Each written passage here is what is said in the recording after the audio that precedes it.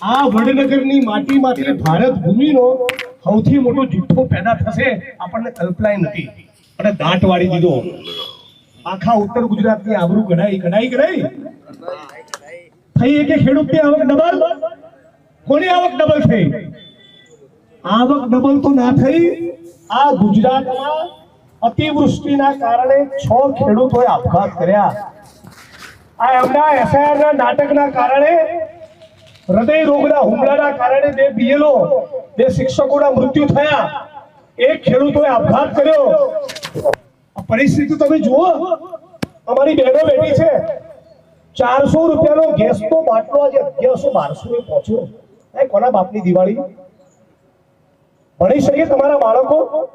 private સ્કૂલમાં તમે તમારા દીકરા દીકરીઓને ભણાવી શકો મોટી યુનિવર્સિટી કોલેજમાં ભણાવી શકો અમદાવાદ સુરત બરોડા રાજકોટ આ વડનગરના ગરીબ માણસોને લાંબા મજૂરી માટે થવું પડે છે ત્યાંની ફેક્ટરીઓને કારખાનામાં જવું પડે છે આખી દુનિયામાં ઢંઢેરો પીટ્યો વિકાસનો પણ વડનગરના તો ઠેકાણા જ નથી વાત સાચી ખોટી બોલો વડનગરનો વિકાસ થયો છે કુખારીને બોલો વડનગરનો વિકાસ થયો છે નરેન્દ્ર મોદીએ તમારી સાથે દગો કર્યો કે નહીં જે વાણી વિલાસ કર્યો છે એ ભાષા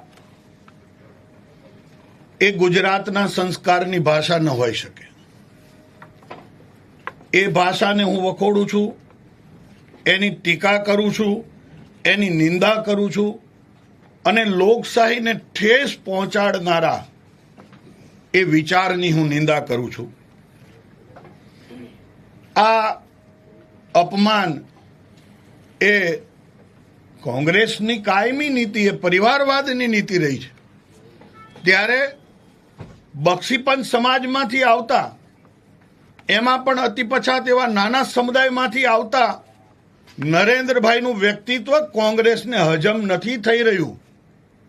એના અનુસંધાને સમગ્ર બક્ષીપંચ સમાજનું અપમાન છે સમગ્ર ઉત્તર ગુજરાતનું અપમાન છે અને એનાથી આગળ એક માતાનું અપમાન છે આ ક્યારેય સહન ન કરી શકાય એના માટે થઈ અને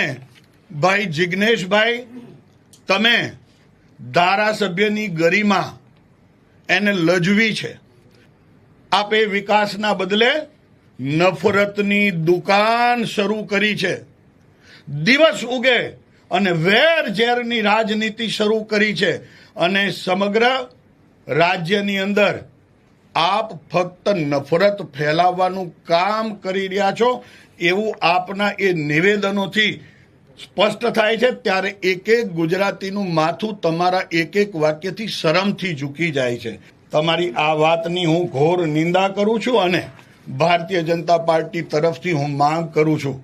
કે તમે બક્ષીપંચ સમાજના નાના એવા સમુદાયની અંદરથી આવતા નરેન્દ્રભાઈનું અપમાન કર્યું છે માતાનું અપમાન કર્યું છે તમે માફી